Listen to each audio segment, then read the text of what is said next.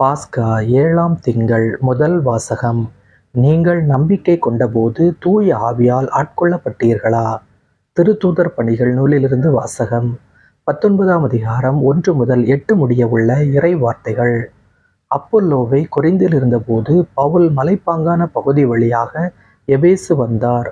அங்கு அவர் சில சீடர்களைக் கண்டு அவர்களை நோக்கி, நீங்கள் நம்பிக்கை கொண்டபோது தூய ஆவியால் ஆட்கொள்ளப்பட்டீர்களா என்று கேட்டார். அதற்கு அவர்கள், தூய ஆவி என்னும் ஒன்று உண்டு என்று கூட நாங்கள் கேள்விப்பட்டதில்லையே என்றார்கள். அவ்வாறெனில் நீங்கள் எந்த திருமுழுக்கை பெற்றீர்கள் என பவுல் கேட்க, அவர்கள், நாங்கள் யோவான் கொடுத்த திருமுழுக்கை பெற்றோம் என்றார்கள்.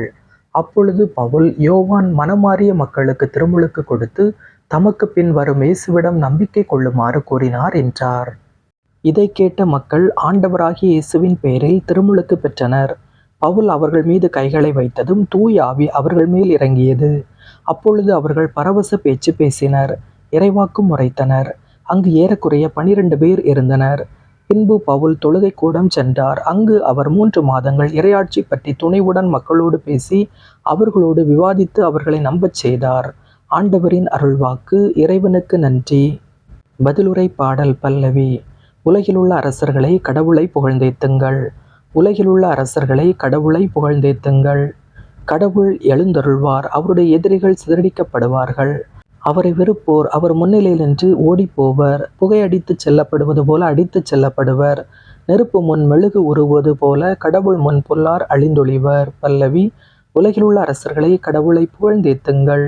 நேர்மையாளரோ மகிழ்ச்சி அடைவர். கடவுள் முன்னிலையில் ஆர்ப்பரிப்பர், மகிழ்ந்து கொண்டாடுவர். கடவுளை புகழ்ந்து பாடி அவரது பெயரை போற்றுங்கள். ஆண்டவர் என்பது அவர்தம் பெயராம். பல்லவி. உலகிலுள்ள அரசர்களை கடவுளை புகழ்ந்தேத்துங்கள். திக்கற்ற பிள்ளைகளுக்கு தந்தையாகவும் கணவனை இழந்தாளின் காப்பாளராகவும் இருப்பவர். தூயகத்தில் உறையும் கடவுள். தனித்திருப்போருக்கு கடவுள் உறைவிடம் அமைத்து தருகின்றார். சிறைப்பட்டோரை விடுதலை வாழ்வுக்கு அழைத்துச் செல்கின்றார். பல்லவி. உலகிலுள்ள அரசர்களை கடவுளை புகழ்ந்தேத்துங்கள். அல்லேலூயா. நீங்கள் கிறிஸ்துவோடு உயிர் பெற்று எழுந்தவர்களானால் மேலுலகு சார்ந்தவற்றை நாடுங்கள். அங்கு கிறிஸ்து கடவுளின் வலப்பக்கத்தில் அமர்ந்திருக்கிறார். அல்லேலூயா. நற்செய்தி வாசகம். துணிவுடன் இருங்கள், நான் உலகின் மீது வெற்றி கொண்டு விட்டேன். யோவான் எழுதிய தூய நற்செய்தியிலிருந்து வாசகம். 16ஆம் அதிகாரம் 29 முதல் 33 முடிய உள்ள இறை வார்த்தைகள். அக்காலத்தில் சீடர்கள் இயேசுவிடம், இப்போதுதான் உருவகம் எதுவுமின்றி வெளிப்படையாக பேசுகிறீர். உமக்கு அனைத்தும் தெரியும். யாரும் உம்மிடம் கேள்வி கேட்க தேவையில்லை என்பது எங்களுக்கு இப்போது புரிகிறது. இதிலிருந்து நீர் கடவுளிடமிருந்து வந்தவர் என்பதை நம்புகிறோம் என்றார்கள். இயேசு அவர்களை பார்த்து, இப்போது நம்புகிறீர்களா? இதோ காலம் வருகிறது, ஏன் வந்தே விட்டது. அப்போது நீங்கள் சிதறடிக்கப்பட்டு ஒவ்வொருவரும் அவரவர் வீட்டுக்கு ஓடி போவீர்கள்.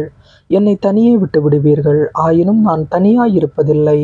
தந்தை என்னோடு இருக்கிறார். என் வழியாய் நீங்கள் அமைதி காணும் பொருட்டே நான் இவற்றை உங்களிடம் சொன்னேன்.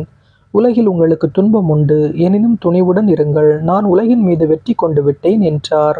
ஆண்டவரின் அருள்வாக்கு. கிறிஸ்துவே உமக்கு புகழ். இன்றைய சிந்தனை. இருளை விரட்ட வேண்டுமா? ஒளியை ஏற்றுங்கள். உலகை வெற்றி கொள்ள வேண்டுமா? இறைவனில் நம்பிக்கை வையுங்கள். துணிவுடன் இருங்கள், நான் உலகை வெற்றி கொண்டு விட்டேன் என்கிறார் ஆண்டவர். சீடர்கள் 3 ஆண்டுகள் இயேசுவுடன் வாழ்ந்த போதும் அவர் மீது முழுமையான நம்பிக்கை கொள்ள இயலவில்லை. இப்போது புரிகிறது. இதிலிருந்து நீர் கடவுளிடமிருந்து வந்தவர் என்பதை நம்புகிறோம் என்றார்கள். ஆயினும் வரக்கூடிய சோதனை காலங்களில் அவர்கள் சிதறடிக்கப்பட்டு அவரவர் வீட்டுக்கு ஓடி போவார்கள் என்பதை இயேசு முன்னறிவிக்கின்றார். இந்த உலகின் துன்பங்களை கண்டு பயப்படுகிறவர் இயேசுவின் சீடராய் இருக்க முடியாது. துணிவுடன் சவால்களை எதிர்கொண்டு சான்று பகரும் வாழ்வை வாழ உறுதி கொள்வோம். இயேசுவுக்கே புகழ். இயேசுவுக்கே நன்றி.